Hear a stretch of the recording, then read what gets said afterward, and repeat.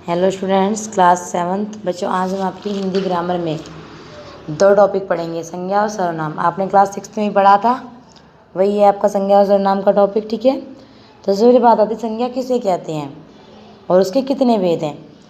तो आप सभी को पता है कि संज्ञा कहते किसे हैं। किसे कहते हैं संज्ञा?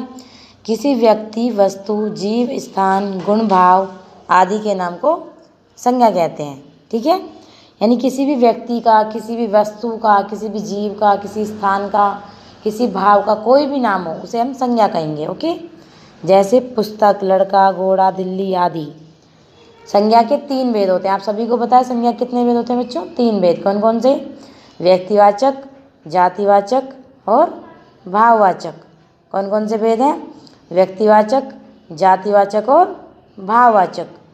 सबसे पहले बात आती है व्यक्तिवाचक संज्ञा।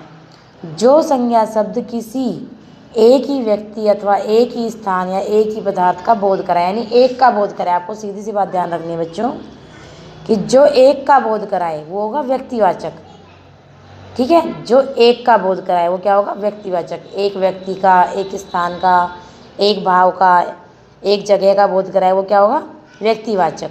ठीक है, जातिवाचक, जिस शब्द से किसी जाति के सभी व्यक्तियों का बोध हो, यानी कि पूरी जाति का बोध कराए।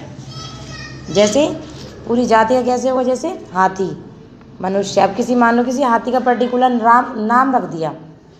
ठीक है, जैसे नदी है। अब नदी जो है वो जातियों का बोध करा, जातिवाचक संज्ञा, क्योंकि नदी में सब नदियों की बात होती है। लेकिन अगर हमने कहा गंगा नदी, तो एक ही नदी की बात हो रही है, वो व्यक्तिवाचक संज्ञा में आ जाएगा। ठीक है, और अगर हमने कहा नदी, तो वो क्या होगा? जातिवाचक संज्ञा। ध्यान रखना। ओके, नेक्स्ट आपका है भाववाचक संज्ञा।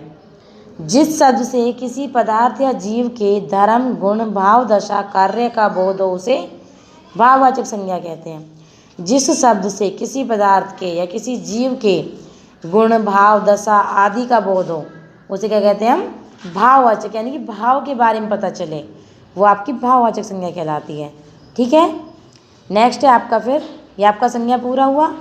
यहाँ पे 2 बार रिपीट हो गया है भाववाचक संज्ञा। भाववाचक संज्ञा आपको एक ही बार लिखना है अपनी कॉपी में। ओके, नेक्स्ट आपका है सर्वनाम। संज्ञा की बात आती है बच्चों, सर्वनाम किसे कहते हैं? संज्ञा के स्थान पर प्रयोग होने वाले शब्दों को सर्वनाम कहते हैं। ठीक है, सीधी सी डेफिनेशन याद रखनी है कि संज्ञा के स्थान पर जो शब्द प्रयोग होते हैं उन्हें हम क्या कहते हैं? सर्वनाम कहते हैं। जैसे मोहन सोहन के साथ घर गया। ठीक है, संज्ञा के स्थान पर प्रयोग होने वाले शब्द सर्वनाम कहलाते हैं। सर्वनाम के 6 भेद होते हैं। कौन कौन से? पुरुषवाचक सर्वनाम, दूसरा निश्चयवाचक, अनिश्चयवाचक, संबंधवाचक, प्रश्नवाचक और निजवाचक। ठीक है, कितने भेद हैं सर्वनाम के? 6। सबसे पहले बात करते हैं पुरुषवाचक सर्वनाम की, जिसमें वक्ता, वक्ता आप सभी को पता है किसे कहते हैं? बोलने वाले को। श्रोता, सुनने वाला, और जिसके संबंध में चर्चा हो रही है, यानी वक्ता, श्रोता और जिसके बारे में बात हो रही है, यानी अन्य पुरुष कहते हैं उसे पुरुषवाचक सर्वनाम कहते हैं। ठीक है, जिसके बारे में चर्चा हो रही है, जिसके बारे में बात हो रही है, उसे अन्य पुरुष कहते हैं।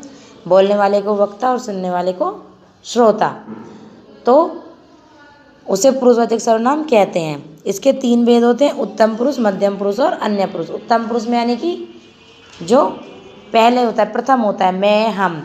मध्यम पुरुष में यानी कि सुनने वाला कह सकते हो, तू, तुम, या जो बीच में होता है। और अन्य पुरुष यानी कि जिस किसी तीसरे के बारे में बात कर रहे हो। ओके, थर्ड है आपका निश्चयवाचक सर्वनाम। इस सर्वनाम से वक्ता के समीप या दूर स्थित वस्तु का निश्चय होता है। वस्तु की स्थिति का निश्चय कराता है कि दूर है या पास है, जैसे यह, ये, वह, वे आदि। नेक्स्ट है अनिश्चयवाचक सर्वनाम। इस सर्वनाम से किसी पुरुष एवं वस्तु का निश्चित ज्ञान नहीं होता। ध्यान रखना, निश्चयवाचक से निश्चित ज्ञान होता है और अनिश्चयवाचक से निश्चित ज्ञान नहीं होता। जैसे कहते हैं कोई आया था, अब ये तो पता है कोई आया था, लेकिन कौन था वो नहीं पता, यानी कि अनिश्चय है। और हमने कहा राम आया था, तो ये निश्चय है कि राम आया था, या वह आया था, तो ये भी निश्चित है कि हाँ हमें पता है कि उसके बारे में कि वो आया था। ओके, नेक्स्ट आपका है संबंधवाचक सर्वनाम। इस सर्वनाम से 2 संज्ञाओं में परस्पर संबंध का ज्ञान होता है। संबंध बताती हैं, यानी एक संज्ञा दूसरी संज्ञा पर डिपेंडेंट होती है, दोनों संज्ञाओं में आपस में संबंध होता है। जैसे कहते हैं जिसकी लाठी उसकी भैंस। अब यहाँ पे दोनों में संबंध है आपस में, जो करेगा सो भरेगा। ये जो एज सेंटेंस होते हैं बच्चों, ये होते हैं संबंधवाचक सर्वनाम के। ओके, नेक्स्ट आपका आता है प्रश्नवाचक सर्वनाम। इस सर्वनाम का प्रयोग प्रश्न पूछने और कुछ जानने के लिए होता है। जैसे प्रश्न पूछने के लिए सबसे पहली बात आपको याद रखनी है, प्रश्नवाचक में सिर्फ प्रश्न पूछा जाता है। ओके, जैसे कौन, क्या, आप कौन है, मैं क्या करूँगा आदि। ठीक है, नेक्स्ट आपका आता है बच्चों निजवाचक सर्वनाम।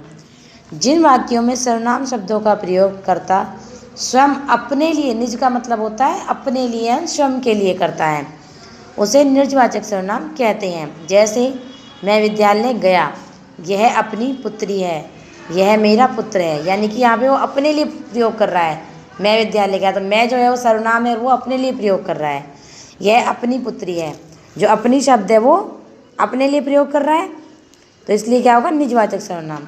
यहाँ पर अपने, अपनी और अपना शब्द निजवाचक सर्वनाम के रूप में प्रयोग किए गए, इसलिए इसे निजवाचक सर्वनाम कहते हैं। आया समझ में? आप सभी को ये संज्ञा और सर्वनाम दोनों चैप्टर्स अपनी हिंदी ग्रामर की कॉपी में लिखने हैं और लर्न करने हैं। ओके बच्चों, आज के लिए इतना ही। थैंक यू बच्चों।